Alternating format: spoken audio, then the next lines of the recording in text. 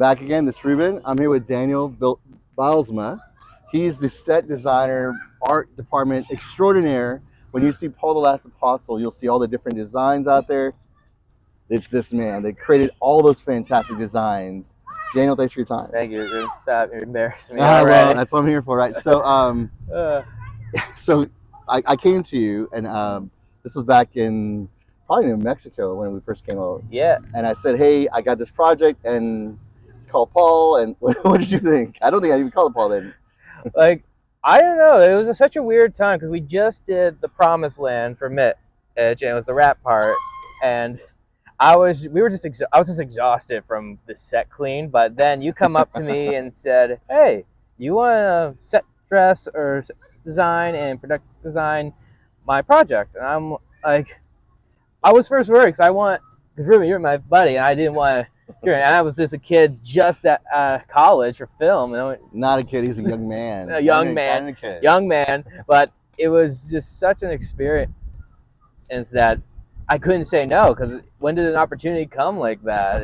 And I trusted you, and so I said, yeah, let's do this thing. So I was very excited. I was nervous, but I was very excited for this opportunity. So Daniel then went on, and Daniel, I knew he was Dan Turn originally, but no, there's no intern in him at all with Paul. He's definitely the head of the department, no question. And so I tell you about this project, and you said yes. And then all of a sudden I'm seeing videos of you making torches and filming them and doing all these different experiments. Talk about that as well. Oh yeah, so I didn't know how to put it in because I'd never done. The first thing I did was my research and on the script, on what we could do and what we need. So luckily we went to Capstone Studios for that because they had a lot of the stuff. That was a big thing that was off my shoulders, all the necessities to get the authenticity. But I never shot at Capstone Studios. But anyway, I knew there was some Capernaum. Sorry, Capernaum. My bad. Capernaum. Sorry. So Capernaum, and I saw there were a few things we could need. So the main thing was torches. I don't know if you thought I could do it, but I researched and studied on different things, and I experimented on them. And luckily, they turned out awesome. It was amazing. It was a little scary because fire, but it worked, and it helped us a lot in those times to get the lighting just right. Have you seen your scenes with the torches? I saw the last time I checked was probably in May is when you send me the link to the first draft of the video. But I haven't seen the final finale yet, but I'm very excited. The torches came out amazing. And again, when you look at these torches, understand that it took several months, the experimentation, just making it right, having it flare for a certain amount of time. And Daniel came back and said, here's how long you have. Here's how many torches I have. Run up and down, because he was running up and down. Again, when we're on set, you're running everywhere. You know, so I want to get to that first, but so now you're created your design. You're now here. You're back in Texas, and now you're on pre-production day. You're now at Capernaum Studios. You're staying there. Have you ever been to Capernaum before? That was the first time I ever been to Capernaum. I've seen it from the Chosen photos. I try to do as much research I can beforehand, and I had Christian provide me some photos and sketches from his other people who's worked on it. But mostly it was all just a blank canvas, really, most of the time. I came in not prepared, not prepared. I was in mental preparedness, but I wasn't had a game straight in. It was first a blank canvas, and then mostly right when I stepped onto the set, the paint just splats right on it, and I just saw what needed to be in it. So you knew the Metroplex of Poolville, right? Yeah. For one thing was Priscilla's tent one. That one I was very happy to do. Her office area and her tent. I think that's probably one of my favorite areas I think to do, because that was one of her big thing of showing her independence as a businesswoman at the time, which I think is a good invitation to nowadays. And having her show working with her workers and saying we need this fabric, and having the room have the actor just work with the room. That is kind of what I think is really cool about set dressing. So typically call time is 7 o'clock, 8 o'clock in the morning. Daniel started even earlier than that. We're like, oh, where is he? He's already working. We're having breakfast. Oh no, he's already on set, getting ready for the day. Yeah, I said it a lot because what I want to do is never fall behind on the schedule. Is because in film, time is a very precious moment. So I really didn't want to be the weak link into this. I want to be as strong as like everyone else was doing. So and so such short time and such encouragement I had with everyone, I decided to push him and wake up 2 hours earlier before anyone else. First, it would be difficult to catch up, especially doing it solo, but I got it there. We did it. Luckily, I was able to have PAs come in on certain days to help me out. I had Christian who came up to me, asked for time and stuff, and we all were all collaborating for this moment. So. And I don't think we're ever behind, not because of set dressing at all. No. Again, and you would see again, like I said, I was about to say, I think Daniel was he was always moving around everywhere he went. There must be something about the name Daniel, because Daniel and Tanner, exact same thing. You guys always busy, always thinking about the next thing, getting ready for the next scene. And it just was amazing to see how hard you were working. Yeah, it was kind of where we go. Was when one set was done, you started shooting there, and next I asked what would be the next location. So I go there, scout it, and then right there, while they're shooting one location, I'm prepping the next one. And then when I'm finished with basically done like 3 locations in one day, on the last shot I cleaned out the other 2. So it's always that. The setup is always the longest, but the cleanup's always the quickest. That's true. But yes. But again, the designs were amazing. Did you have any kind of you said you did research. Mm-hmm. Was there any kind of what inspired you? Like the marketplace scene was, again, I've heard so many good comments about the marketplace scene.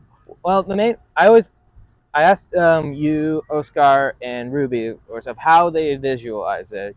First, you of the time, because you have done the research, writing the script, and mostly like this is like a melting pot. Like this is part of Roman time area where all roads were kind of leading to this market area. So there were a variety of different spices, ingredients, fruits, and wines, and people. So that kind of how I wanted to go with all different color schemes there. So I figured all different colors all binding together. And the main thing I also like were the greenery thing, because I feel like if a Roman times era, they have enough money and funding to keep a garden in the area, so it gives them more pop. So. And again, that was the first scene we filmed, was the marketplace scene. We had to move it because of rain. We moved it the day before, and just was going to give you less time because you weren't preparing for that day. But again, just seeing that design, which again compliments you. Everyone's told me how amazing, how popped, the color was amazing, and the people were moving around. Again, that was a fun scene. Like that was the one thing that was cool. Like I had no idea what the studio had, so that was kind of the cool thing. Is just looking and then everything kind of pieced together. Really. I just kind of say, oh, this will look good here. Pull that. I've been in that room so many times I have it memorized now probably. But that's the cool thing about working in, as you kind of envision the whole world into it. It's like the director sees what they want to have, but the set dresser works on everything so they can see what they want to see. So. And again, the designs are amazing. So, obviously, everyone wants to know, this is the most important question, other than me being the most important person, of course, that you, I was going to say I'm number 1. Who is number 2? Who is another one that inspired you during that week? Or during that process? Let's see. Number 2 inspiration. I have to say, are you saying people on set? That could be anyone? Anyone that helped you to get you to that, what you came up with. I have to say, I thank my mom for this, really.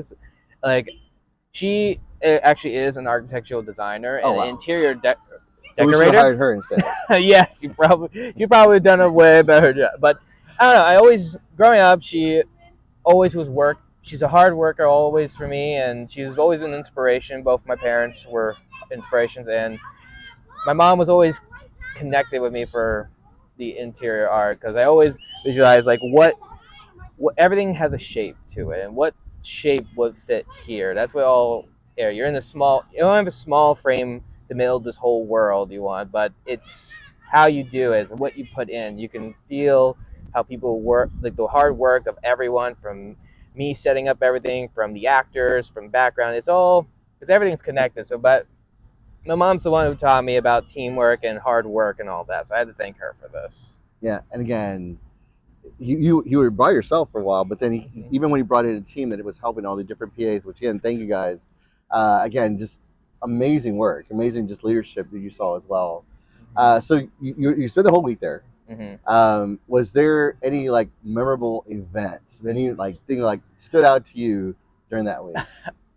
Okay, I'd say this is the time when we were in Priscilla's house with her husband in it, and I had to go onto the roof of the second floor. Yes.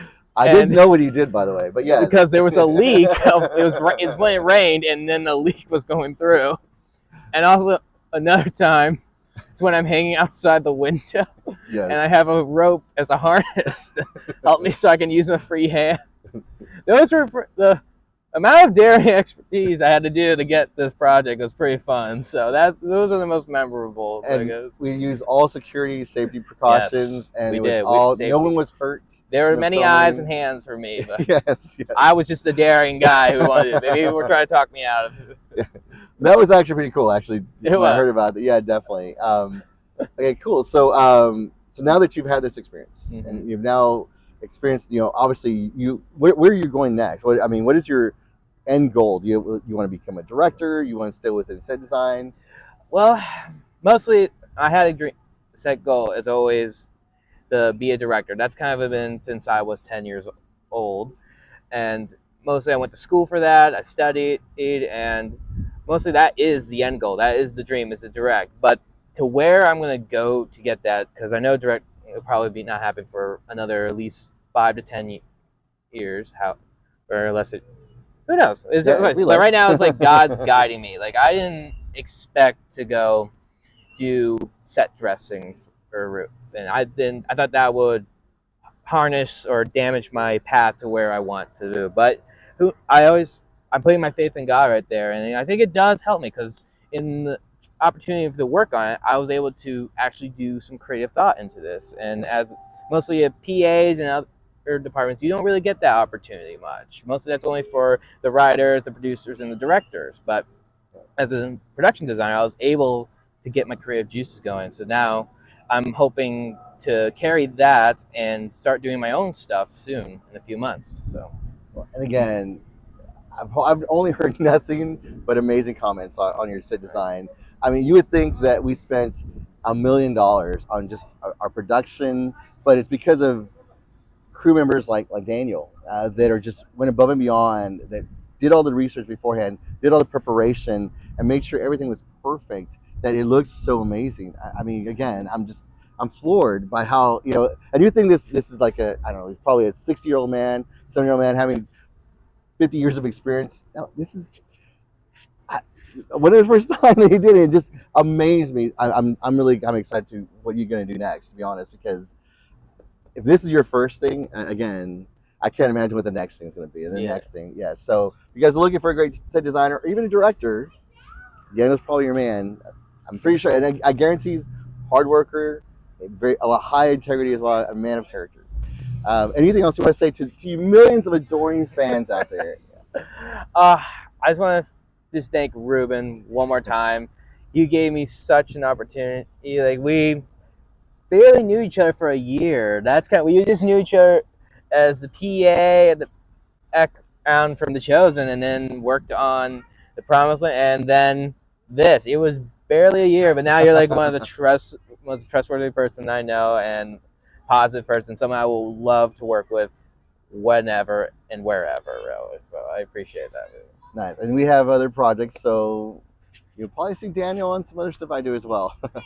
Well, thanks again for your time. Thanks for your compliments, and thank you. Thank you, Ruben.